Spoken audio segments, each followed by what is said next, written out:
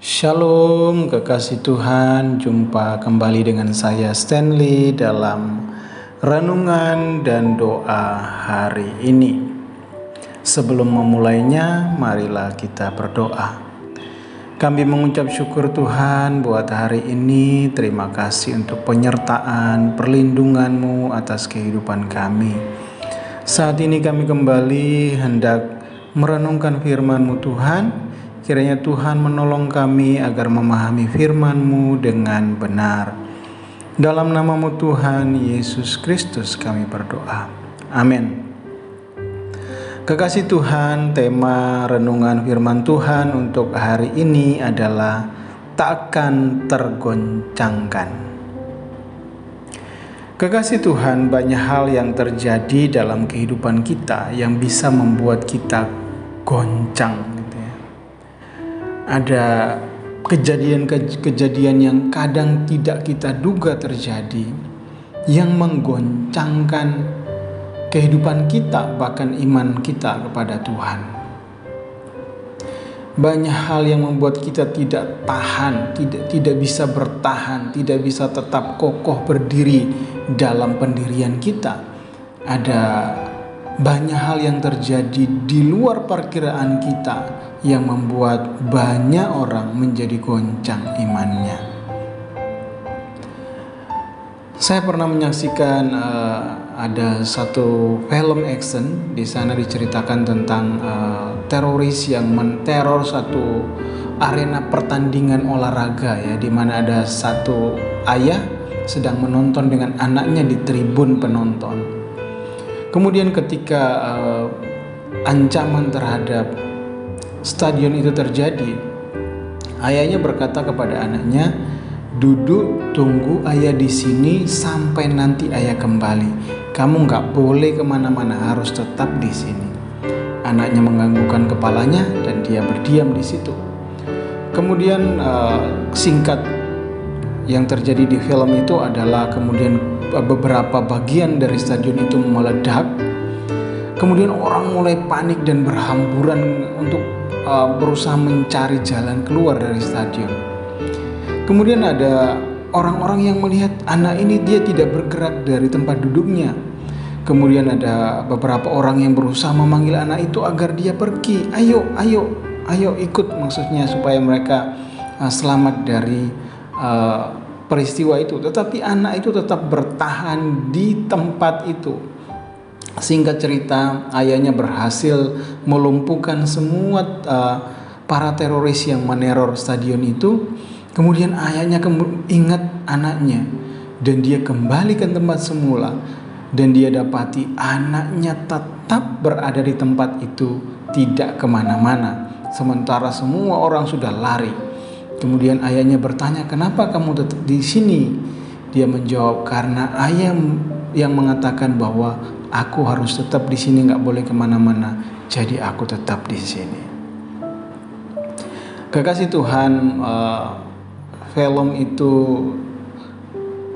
menceritakan sebuah peristiwa yang mungkin itu hanya hanya rekayasa atau sebuah cerita ilusi yang dibuat, difilmkan, atau mungkin juga itu kisah nyata, kita tidak tahu gitu ya. Saya juga sudah lupa karena itu cukup lama saya nonton film itu. Nah, tapi satu hal yang kita lihat dari anak itu, ya, dia tetap bertahan di situ karena itu adalah pesan ayahnya. Dia tidak tergoncangkan dengan situasi, kemudian orang-orang yang berhamburan lari. Dia memilih tetap di situ karena kata-kata ayahnya, tetap di situ, nggak boleh kemana-mana. Kekasih Tuhan, kalau kita perhatikan di Alkitab, berulang-ulang kali, ya, di kitab Mazmur itu digambarkan tentang Tuhan itu adalah batu karang yang teguh, batu karang yang kokoh, ya. Dan kemudian kita temukan di Ibrani pasal yang ke-12 ayat yang ke-28, di sana dikatakan begini, "Jadi karena kita menerima kerajaan yang tidak tergoncangkan, marilah kita mengucap syukur dan beribadah kepada Allah menurut cara yang berkenan kepadanya dengan hormat dan takut." Kekasih Tuhan, di sini dikatakan kita menerima kerajaan yang tidak tergoncangkan. Jadi kita, ya, orang-orang yang percaya kepada Tuhan itu diberikan kerajaan yang tidak tergoncangkan. Sedang bicara tentang Tuhan, tentang kerajaan Allah, ya, tentang Tuhan yang kita percayai, yang tidak tergoncangkan. Artinya apapun yang terjadi, dia adalah batu karang yang kokoh. Kerajaannya itu tetap tidak tergoncangkan oleh situasi, oleh keadaan, oleh apapun yang terjadi, ya. Karena itu adalah kerajaan yang tidak tergoncangkan, ya. Dan kita menerima kerajaan yang tidak tergoncangkan itu. Jadi firman Tuhan sedang memberitahu kepada kita bahwa yang kita percayai, kita ini adalah anak-anak kerajaan yang tidak tergoncangkan. Artinya bahwa kehidupan kita pun harusnya sebagai warga kerajaan Allah, kita adalah warga kerajaan Allah yang kuat, yang kokoh, yang tidak tergoncangkan. Situasi di sekitar kita sedemikian rupa berubah, ya, keadaan yang mencekam, bahkan keadaan-keadaan yang sulit, yang menyedihkan terjadi dalam kehidupan kita. Tetapi perhatikan, kita adalah warga kerajaan yang tidak tergoncangkan. Artinya iman kita kepada Kristus tidak digoyahkan oleh apapun. Keyakinan dan kepercayaan kita tidak digoyahkan oleh apapun, oleh sakit penyakit, oleh masalah-masalah dalam keluarga, oleh masalah-masalah ekonomi, oleh masalah-masalah yang lainnya. Tidak menggoncangkan iman kita, tidak menggoncangkan percaya kita, bahwa kita tetap mempercayai Tuhan yang adalah batu karang yang teguh, yang kerajaannya tidak tergoncangkan. Kekasih Tuhan, saya sangat menyadari sebagai manusia banyak hal yang kita alami dalam kehidupan kita yang bisa membuat kita goncang, yang bisa membuat kita menjadi lemah, yang bisa membuat kita menjadi kecewa, yang bisa membuat kita menjadi putus asa, khawatir, bahkan takut.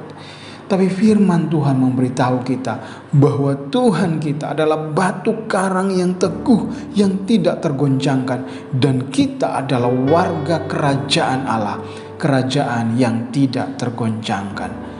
Sebab itu di sini dikatakan, sebab itu mari kita beribadah, mengucap syukur dan beribadah kepada Allah menurut cara yang berkenan kepadanya dengan hormat dan takut. Jadi apapun yang terjadi, kita akan tetap setia kepada Tuhan, tetap beribadah dan mengucap syukur dengan sungguh-sungguh, dengan cara Allah, dengan rasa hormat dan takut akan Tuhan. Kekasih Tuhan, apapun yang terjadi dalam kehidupan kita hari-hari ini, percayalah Tuhan kita tidak tergoncangkan. Sebab itu segala persoalan yang kita hadapi pun tidak menggoncangkan iman kita.